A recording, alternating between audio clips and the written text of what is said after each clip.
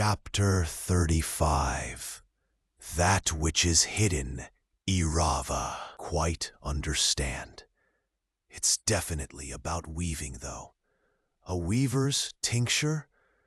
I thought tinctures were only for some elementalists and healers who had no magic. There's mention of threading the liquid through the will.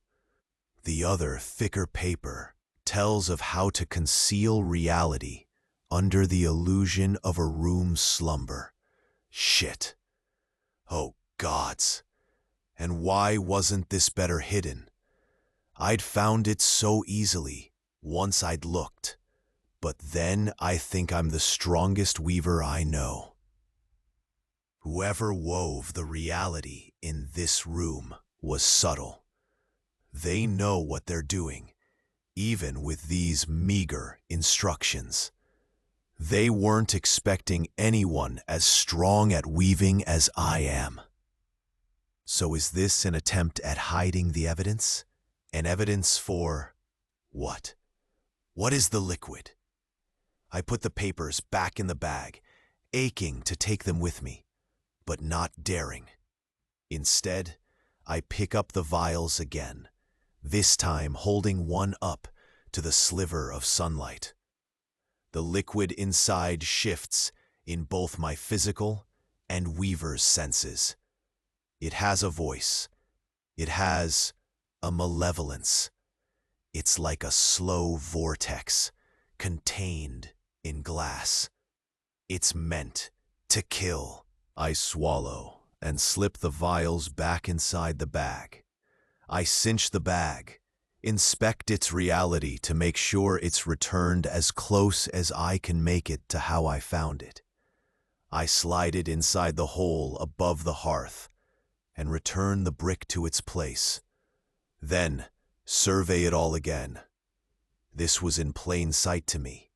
But no, it wasn't. It was behind layers of palace security. It was under more than one obscuring layer of subtle weaving. It was never, ever meant to be found. I feel like I'm going to throw up. Did the Dowager kill the king, her husband? Either she's a powerful weaver herself, or, and this can't be Nikolai. I don't think. So that leaves only one other weaver at court that I know of. One who the Dowager might trust, who she's known for years, who warned me away from teaching the king to weave himself. I hadn't thought Master Aldrich was powerful enough to weave something like this, but maybe that's the act.